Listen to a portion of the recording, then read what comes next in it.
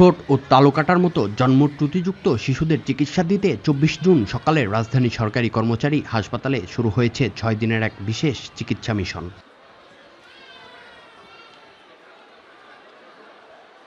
ইসমাইল এশিয়ার উদ্যোগে এবং সাজেদা ফাউন্ডেশনের সহযোগিতায় ইন্টারন্যাশনাল ফ্রেন্ডশিপ মেডিকেল মিশন নামের এই কর্মসূচি আয়োজন করা হয়। এই মিশনের উদ্বোধন করেন জনপ্রশাসন মন্ত্রণালয়ের সিনিয়র সচিব ডক্টর মোহাম্মদ মোখলেসুর রহমান। তিনি বলেন, রোগীদের উন্নত সেবা নিশ্চিত করতে সরকারি ও বেসরকারি খাতের সহযোগিতা অত্যন্ত জরুরি। আজকে আমি হিসাব করে দেখলাম যে 13টা দেশের 13 countries from neighbor our beloved doctors, nurses and other supporting staffs are here. They will continue for 7 days. তারা 7 দিন ধরে সেবা দান করবে। আমার তো মনে হয় এই তালু এবং ঠোঁট কাটা এটা শুধু মেয়েদের না, ছেলেদেরও আছে। I think so. And we are not discriminating. আমরা যখন সেবা দেব আমরা ছেলেদেরকেও দেব। তো ছেলেদের সংখ্যা একটু কম আমার ধারণা। স্বাস্থ্য মন্ত্রণালয় যেহেতু আমাদের স্নেহভাজন সচিব Saidur Rahman, you are also involved in this kind of organizations from the government side and from the other side of government. If it is matching in one platform, then you can give good services. এটা আমরা জানি এই সরকার এটা তার একটা অনন্য উদাহরণ। তা আমাদের আজকে তো অনুষ্ঠান কথা বলার না, আপনারা সেবা শুরু করবেন, তবে একটা আনুষ্ঠানিকতা থাকে।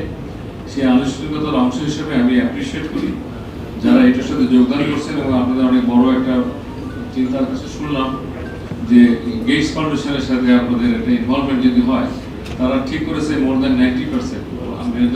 I think more than that, they will distribute this money to the organizations like you and others. ওনার মধ্যে নিজস্ব কিছু থাকবে না। এই কনসেপ্টটা থাকলে দেশ, জাতি এবং ইন্ডিভিজুয়াল মানুষের উন্নতি হয়। এই কনসেপ্ট থেকে যদি আপনারা ওখান থেকে কিছু নিতে পারেন এবং এই সেবা দানটা এই আশেপাশের এশিয়ার দেশগুলোতে দিতে পারেন, এটা আপনাদের জন্য আরেকটা মাইলস্টোন হবে। মাঠ পর্যায় থেকে বাছাই করা ১১৫ শিশুর মধ্যে প্রায় ১০০ জনকে অস্ত্রোপচারের জন্য নির্বাচন করা হয়েছে।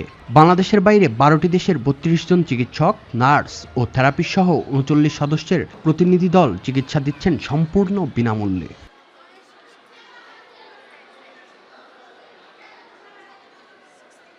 বিশেষ অতিথি স্বাস্থ্যসেবা বিভাগের সচিব মোহাম্মদ সাইদুর রহমান বলেন, জনগণকে আরও সেবা দেওয়ার জন্য সরকার এবং এনজিওর সহযোগিতা অব্যাহত থাকবে। তিনি আশা প্রকাশ করেন যে সরকারি কর্মচারী হাসপাতাল দেশের সেরা হাসপাতালগুলোর মধ্যে একটি হবে।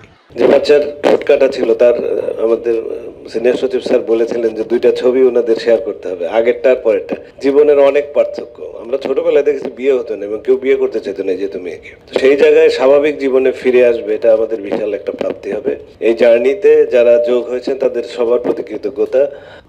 মালয়েশিয়াকে অনুরোধ করবো to visit the national institute of burn and plastic surgery after finishing this camp.